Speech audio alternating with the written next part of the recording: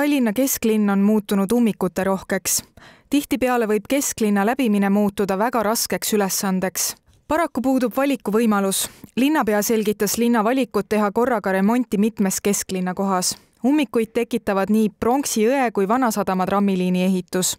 Ent Vanasadama tramm on seotud välisrahastusega. See seab oma piirangud. Kesklinnas neid muutusi ellu viia ilma selleta, et tänavad kinni panna, ei ole võimalik. Kuna kesklinnas on tegelikult kõik tänavad ja magistraalid omavahel seotud, siis ka ühe tänava kinnipanek tekitab ummikuid niikuinii.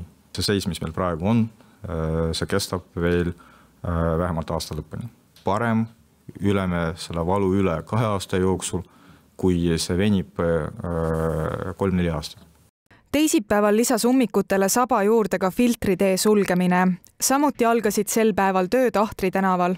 Nüüd, kui me vaatame seda, kuidas on muutunud liikluspilt juba järgneval päeval, kui said veidi muudetud fooride tsüklid Ahtri tänaval, kui filtri tänav läks lahti, kui inimesed natuke harjusid selle Ahtri tänava olukorraga, siis busside hilinemine kohe vähenes ja rohkem busse hakkasid graafikusse jõudma ka Kreutzwaldi tänaval, mis on endiselt peamine Pronksi tänava selline asemik praegu.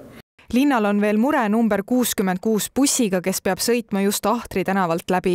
Mõned ehitusobjektid saavad sügiseks valmis, aga Pronksijõe ning Vanasadama trammi ehitus kestavad siiski edasi. Alates Vanasadama trammiprojekti ehitusega oleme igapäevaselt kaardistanud busside hilinemisi. Enne 9. maid oli siis keskmine hilinemine mitte tipptundidel 3-6 minutit, tipptundidel 10-25 minutit. Kipun arvama, et olukord võib-olla stabiliseerub alles septembris.